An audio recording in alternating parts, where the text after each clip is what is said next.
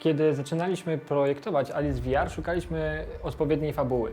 Wzięliśmy na tapetę Alicję w Krainie Czarów Lewisa Carrolla, ponieważ Alicja, przechodząc przez króliczą norę, znajduje się nagle w nowym świecie.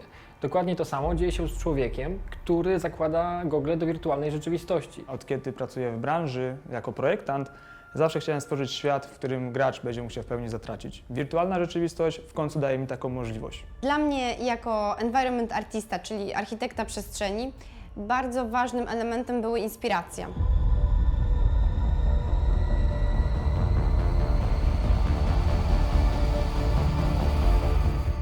Kiedy zaczęliśmy projektować Alicję, od razu wiedzieliśmy, że chcemy ją przenieść do świata science fiction. Jest to klimat, który bardzo lubimy. W zasadzie wszyscy zgodziliśmy się, że pustynne planety, obca cywilizacja, która gdzieś tam jest podobna w pewien sposób do cywilizacji ludzkiej, to będzie dokładnie to, co chcemy zrobić. Moją pierwszą inspiracją był komiks Noe, w którym w ciekawy sposób zostało przedstawione miasto.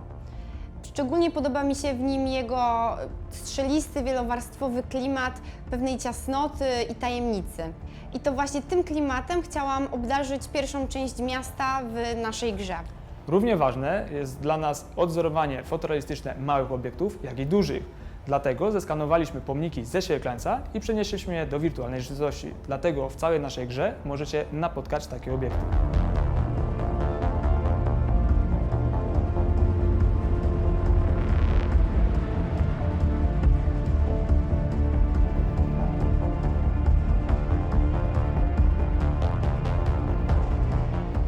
Dosyć naturalne było, żeby użyć pustynnej planety, ponieważ widzimy dużo odniesień w kinie do tego, choćby Duna czy Mad Max, których jesteśmy fanami, ja jestem fanem, zainspirowały nas do tego, żeby ukryć na tej pustyni obcą cywilizację.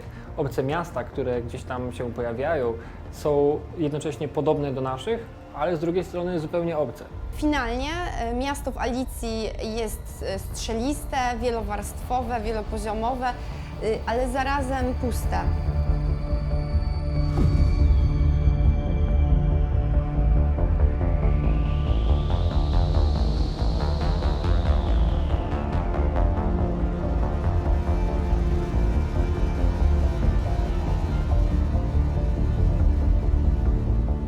Dużo gram w gry. Jedną, którą się zainspirowałem, to gra Prey, w której zastosowano mechanikę ramp grawitacyjnych. Jest to świetny pomysł, aby go przenieść do wirtualnej rzeczywistości. Dzięki temu rozwiązaniu nasi gracze mogą poruszać się po ścianach i po sufitach, co całkowicie zmienia ich perspektywę w grze. Jeżeli chodzi o fabułę, to inspirowaliśmy się książką, jeżeli chodzi o mechanikę także. Część zagadek w Alicji jest inspirowana książką bezpośrednio, czyli na przykład zmniejszanie się i zwiększanie się. To świetnie wygląda w VR-ze, kiedy zmieniamy zupełnie naszą perspektywę i jeżeli jesteśmy malutcy i widzimy wszystko jako olbrzymie przedmioty. Jeżeli jesteśmy z kolei bardzo duzi, to wszystko zdaje nam się być plastikowymi zabawkami. W goglach jest to absolutnie fenomenalne.